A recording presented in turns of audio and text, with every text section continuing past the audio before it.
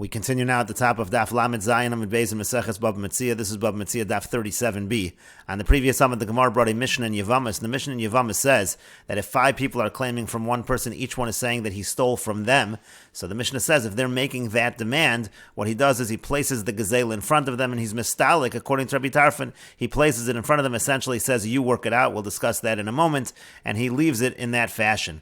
And the Gemara asks, well, if they're all making this claim, we're not talking about a situation where he's trying to fulfill his heavenly obligations. Rather, he's responding to a claim of theirs. What exactly is his response? And so the Gemara had a machlokas amoroim in the name of Rav. Rav Yehuda said in the name of Rav that he has no response. He's quiet.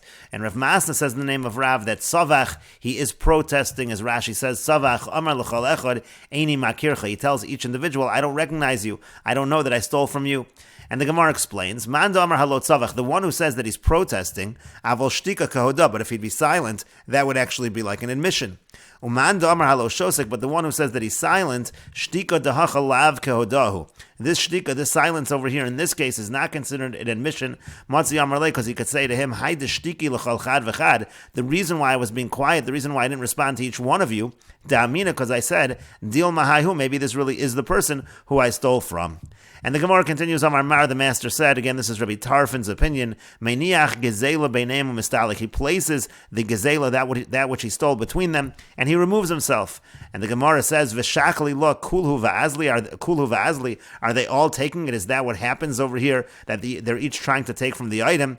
As Rashi says, V'shakli le kulhu va'azli nimtza zem motzi miyado kadei lahafsid hanigzal olamis. It comes out that what he's basically doing is he's putting the item in front of them, and then the nigzal is going to lose out. The nigzal essentially is not going to get paid back in this situation.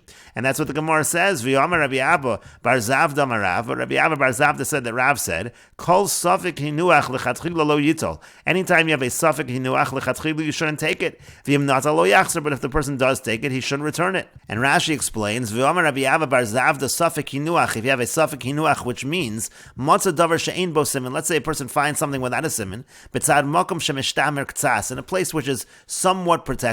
There aren't that many people that go in that area. And so therefore there is a reason to be concerned or to suspect maybe it was put there on purpose and the person is going to come back and retrieve it. So if you see such a situation, don't take that item. Hamotza, if you find that item, don't take it. Because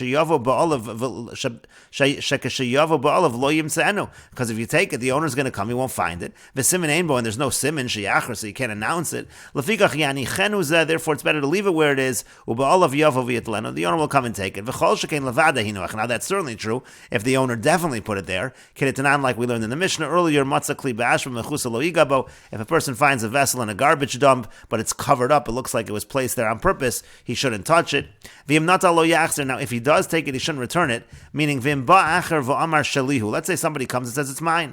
And the point is that person doesn't give a siman. Lo yachzireni, you shouldn't return it to that person. Shema eino shalo, maybe it's not really his. V'sof habaylam lavo, maybe the owners will come in the end. V'yavi edim sheinichu sham, maybe they'll have witnesses that they placed it there. Lefikach yehei munach biad zeh sheyavo Elio. Therefore, it should stay with this person until Elio Navi comes and clarifies. Dahai lo yachzer lo sheyehei shalo kamer. When it says lo yachzer, it doesn't mean it's his. Dahamei kara bisura asaliyade, because he really got it originally in a prohibited fashion. Im hinu achuf, it was really placed there. And the point is as follows. Alma, we see, midi de masafka lon de man ninhu. If you have something you don't know who it belongs to, like in this case also, where we don't know who he stole it from, everyone's claiming it's theirs, tzarech lanicho biyad mishahu, you have to leave it with the person, achi is bar hadavar, until it becomes clarified. So you can't just leave it out there for anyone to grab. That would not be a good solution. And so the Gemara says, Amar Rav Safar says what it really means when it says mistalik, it means v'yaniach. It really just means that you leave it where it is. As Rashi says, Amar Rav Safar v'yaniach, hadukatani mistalik. When we say that he removes himself, lav de lishkalu inu v'lizu. It doesn't mean that they should all grab this item and go. V'loshi yotzianu miyadu, and it doesn't mean that he should even release it from his possession. Elate munachas biyadu. What it actually means is he should keep the item. until it becomes clarified. That's what that means. When we say mistalik here, it doesn't mean he just walks away. It means siluk hadinu. It means that it's essentially a removal from the judgment. You place it in front of them in the court. And he says, Biru Shalmiyu, let's clarify whose it is. He removes himself then from the case. He keeps the item which he stole in his possession until Navi clarifies.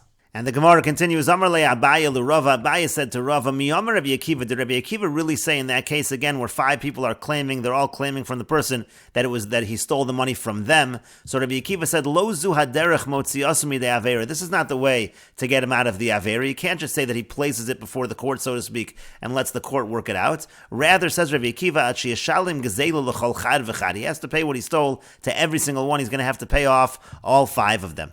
And so the Gemara says, Alma, we see from what Rabbi Akiva is saying, Misveika mafkin and mamona, when we have a doubt, in this kind of doubtful situation, we're going to take money away from him, he has to pay everybody. V'lo amrinan ukim mamona b'cheskas mari. We don't say that the money stays in the possession of its owner. But the Gemara says, Uramini, we have a contradiction from the following Mishnah, Nafal habayis olav v'al imo. This is a Mishnah in Bava Basra, if a house fell on him and on his mother, so there's a machlokes who died first. Yorshe haben omrim, those who inherit the son, they say ha'im mesa rishona, the mother died first, which essentially means the property was then inherited by the son, and then by them, the Yarshe Haben, they want all the property. The Yarshe Ha'im Omrim, and the inheritors of, or the heirs of the mother, they say, Haben Meis Rishon, that the son died first, so then it went to the mother, and then it goes to them. Everyone is claiming the property. Elu ve'elu modem shiach loku. So the Mishnah says, both them and them, this refers to Beis Shammai and Beis Hillel, everybody agrees that you divide the property. V'yomer Rabbi Akiva, and Rabbi Akiva says, Moda ani bazu, I admit in this case, sha'nechasim b'cheskasim, that the property stays in the possession that it's already in. And so here you see that the property stays b'cheskasim, and you don't say that you're motzi mammon to all the parties. And the Gemara answers to that, Amar Lei said back to him, Hasam Shema v'Shema. Over there you have a situation where everybody is a Shema, everyone's a maybe, nobody knows what really happened, and that's why the money stays where it is, so to speak. But Gazal Echad Mechamisha, but when we're talking about one person stealing from 5, he doesn't know who he stole from, but everybody else is claiming with certainty. Bari v'Shema, it's a case of Bari v'Shema, meaning they're all saying, each one of the 5 is saying it's from me that you stole, that's why he has to pay them all in that situation. But the Gemara continues, but what about our Mishnah right over here? In our Mishnah right over here, Amar l'shnayim gazalti, le'achon mikem mana. A person says to 2 people, I stole from one of you and mana. He doesn't know who he stole from. Deshema v'shemahu, that's a case of everyone's a maybe. Nobody knows who he stole from. V'katani nosin lazem mana v'lazem mana. And what does it say in our Mishnah? It says he has to pay them both. He pays them each a mana.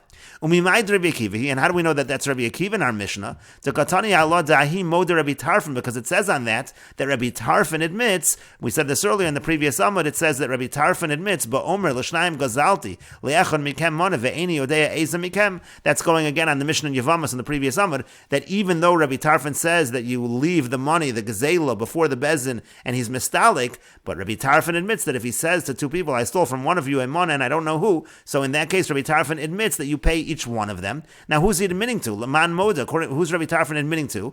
Isn't it Rabbi Akiva? Bar Pluk says he's admitting to Rabbi Akiva, meaning of course Rabbi Akiva also says that same halacha that you pay all of them. And so therefore we know Rabbi Akiva is consistent with our Mishnah.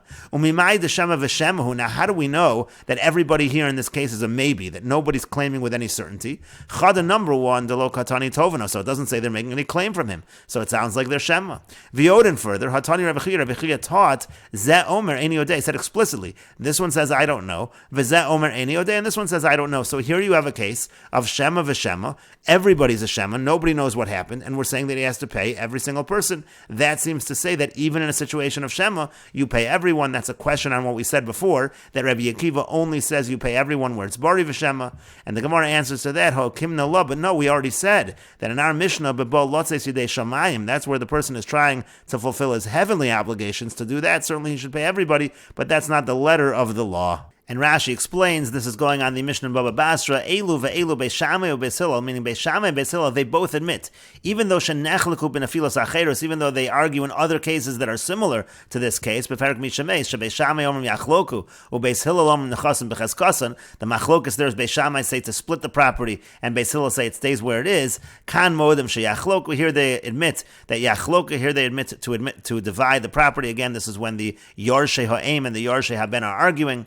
and then then Rabbi Akiva says, Amar Rabbi Akiva, Modani Bazeh, I admit in this case that it stays Bechezkasan. Afal Vishani Mishal Beishamai, meaning even though I'm really part of Beishamai, V'yomer B'shar HaNefilos Yachloku, meaning I say in the other case it's to split it, Bazu Ani Moda LeBeis Hillel, here I admit to Beis Hillel, Sha'nechasim Bechezkasan, that the property stays in its Chazaka. Upligi Amorai, now the Amoraim actually argue, what does that mean, Bechezkasan? That's not relevant to here, but they argue Bechezkasmi, what does that mean? Whose possession is it in? V'hasam Mefarish Taima. There the Gemara explains the reason for everything that's going on. And the Gemara continues, Amar le Ravina le Ravashi, Ravina said to Ravashi, Umiyamar Rava, did Rava really say, Kol b'shtei krichos havale lemedak, that any time there's two bundles that are deposited by somebody, then it's really the responsibility of the person who's watching over the deposits to know who gave him what. That's what Rava said on the previous Amud, that let's say the person doesn't know who gave him 100, who gave him 200, he has to give 200 to both, because if it was given to him separately, he needs to keep track of who gave him what. But is that really true? V'amar Rava, but Rava said, V'teimer Rapapa, some say it's Rapapa that said, Hakol modim, everybody admits, B'shnayim sheifkidu eitzel roa. Let's say two people deposit by one shepherd, and it's a situation where the roa, again, that shepherd is not sure who gave him what, Shemeniach roa beinein umistalik, that the shepherd is allowed to just place it before them and remove himself. He doesn't have to give them both the larger amount. We'll see Rashi in a moment. And there it's considered shtei krichos, there it's considered two bundles. And the Gemara says to that, Amarle said to him, Hasam over there, Kishifkidu be'edro shel roa shalom idaitu. The deposit was made in the flock of the shepherd, but it was without his knowledge, and therefore it really isn't the responsibility of the roa to be keeping track. And Rashi explains, Hakol modim b'shnayim shehefkidu. Everybody admits when two deposit again by a roa, by a shepherd. This is Gabe Pluksad Rabbi Tarfon Rabbi Akiva Itmar. This is by the Machlokas Rabbi Tarfon and Rabbi Akiva b'Meseches Bechoros and Meseches Bechoros. Shnayim shehefkidu zet le'echad v'zeh shnayim. You have two people that are depositing. One gives him one sheep and one gives two sheep. Zeh omer shnayim shali. Then afterwards, this one says the two are mine. V'zeh omer shnayim shali, and the other one says the two are mine.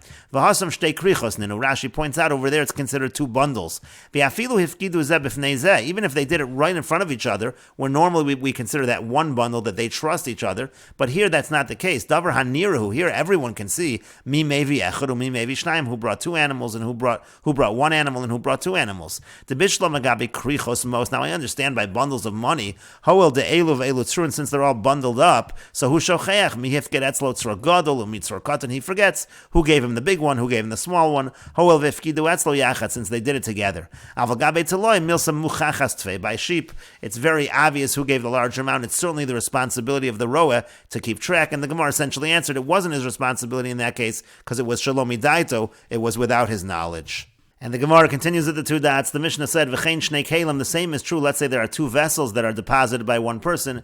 Echad yafe mana, one is worth 100 dinar. Ve'echad yafe elef zuz, the other one is worth 1,000 dinar. So in that situation, again, each one is claiming the one worth 1,000. So we had a machlokas tanoim over there. The Tanakama says that you have to give the small vessel to one of them. You break the larger vessel and you give a small portion of it worth 100 to the second person. And then the rest of it is yehemunach ad sheyavo elio. It remains until Eliyahu Navi comes. And Rabbi Yossi said, if that's the case, then what's the Ramai going to lose out? So rather what you do is the entire thing is Yehei Munach. Now this was essentially a repeat of the earlier case in the Mishnah. And so the Gemara says, with Tzricha now, it's necessary to have both cases. Again, in the first case, it was just a simple question of who deposited the 200 and who deposited the 100, and we need both cases. Because if we just had the first case, Amri over there the Rabbanan say that you distribute 100 to each and you say Yehei Munach to the rest.